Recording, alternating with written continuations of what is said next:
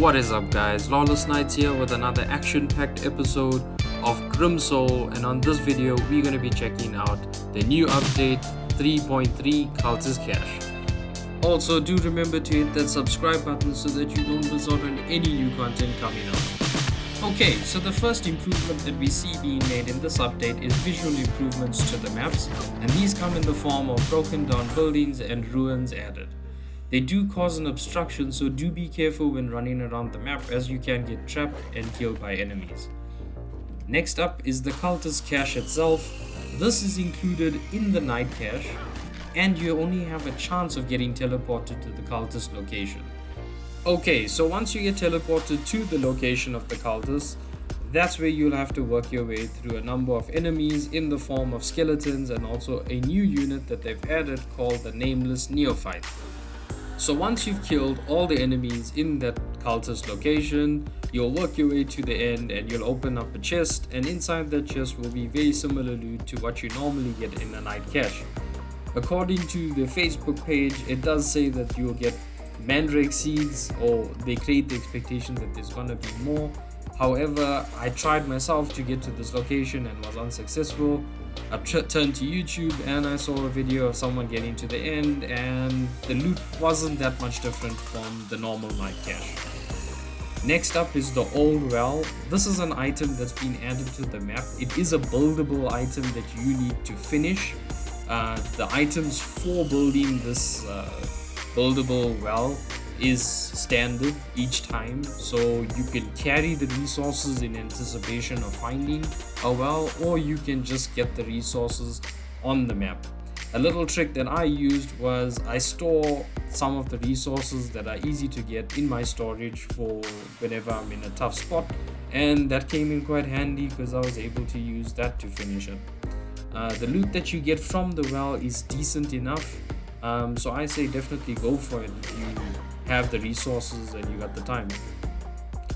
Next up is the deer carcass. This is only found in the northern lands, that being 4 and 5 skull locations, and what it looks like is a little paw print on the map, and when you activate the carcass, what happens is you'll see little footprints move away from you, and those footprints don't stay there, so be sure to pay attention and watch which direction it actually goes in. The northern lands are definitely a harsh place to be walking around, and this place does need you to be very cautious. I do tell you to carry enough food, weapons and armor so that you can be able to track the creature if you want to.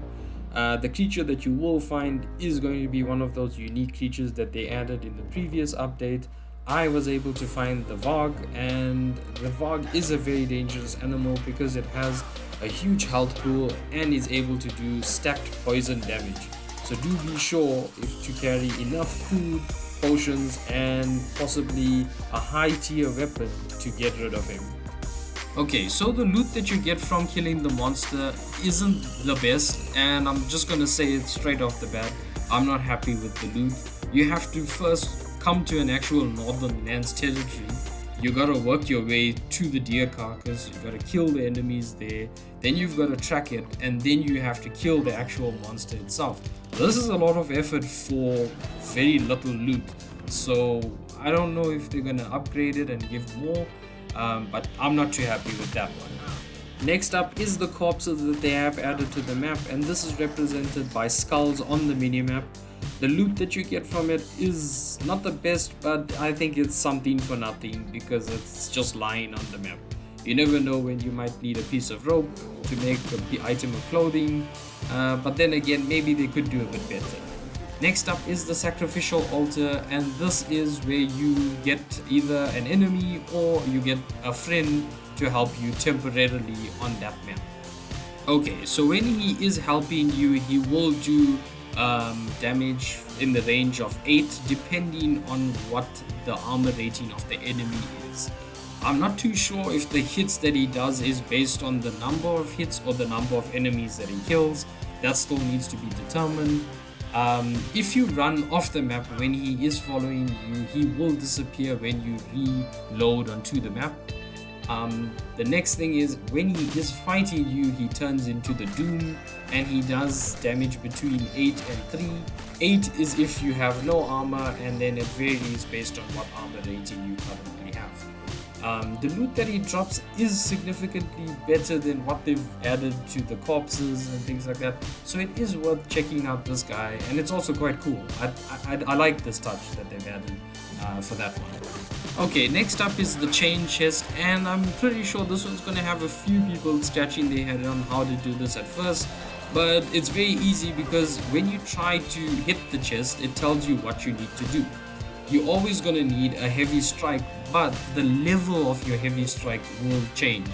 I'm currently on level 4 heavy strike, and when I went to the northern lands and I tried to open the chest there, it said that it required 8. And even when you try to hit it twice, it doesn't work, so you have to have the right level.